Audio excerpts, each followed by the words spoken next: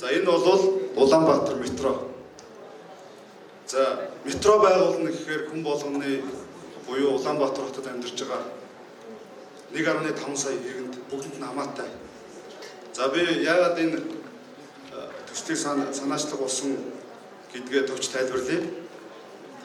Ер нь бол 1 сая хүнээс дээш хүн амтай хотуудыг метротой байх зайлшгүй шаардлага тулгардаг юм байна. Өнөөдөр бид нар төвчрэлд өдөр болгон нэг иргэн 2 цагийг алдаж байгаа. Сүүлийн үед бид нар алдагдсан боломжийг маш их ярьж байгаа. Энэ жилд ойролцоогоор 1.2 их найт төгрөгийг бид нар зүгээр сууж агаад урсгаж байна. Тэгэхээр энэ маш их боломжуудыг бид нар урсгаж байгаа учраас энэ төсөл маань зайлшгүй ганцхан Улаанбаатар хот биш Монгол улсын хэмжээнд хэрэгтэй гэж үзээд манай багийн зүгээс энэхүү төслийг санаачилсан.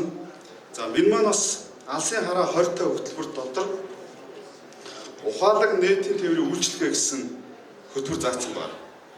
За мэдээж энэнийхээ дагуу бид нар энэ урт хугацааны бодлогын хувьд хийж байна.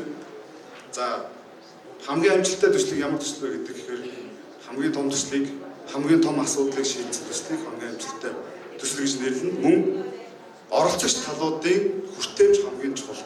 Энэ төслөөс хэн хожиж ийна гэдэг нь хамгийн чухал юм аа.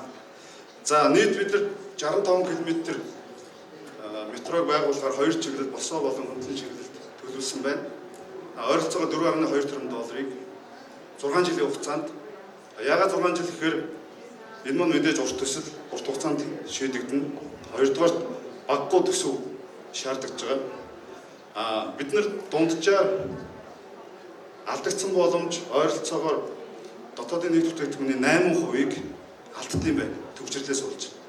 Тэгэхээр бид нар энэ төслийг жилд 8% нь бариулаад 10 тэрбум доллар гэж үзэхэд жилд 800 сая доллар гарахаар төлөвлөсөн байгаа. 23 онд эхэлнэ. 28 оны төгсгөлөхэд дуусгаар төлөвлөсөн байна. Тэгэхээр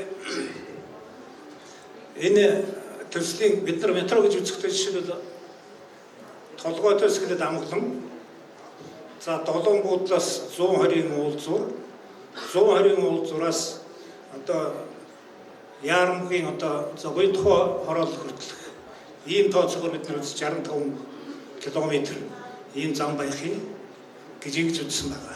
За энд бол хамгийн орчин үеийн технологи хэрэглэнэ. 4.2 сая доллар гэдэг бол тэрбум доллар гэдэг бол ийм хэмжээний мөнгө байж байгаа.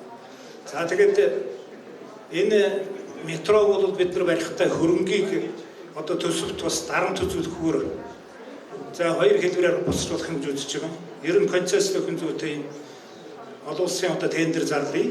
Тэгэхээр концессор бол энэ метрог барих юм болцоотой нэг юм их усруу гаргаж болох юм. Нөгөө нэг усруу бол бас бид нар одоо ашиг талтмын нөөцөөс бол мөнгө их усруу гаргах юм болцоотой юм гэж.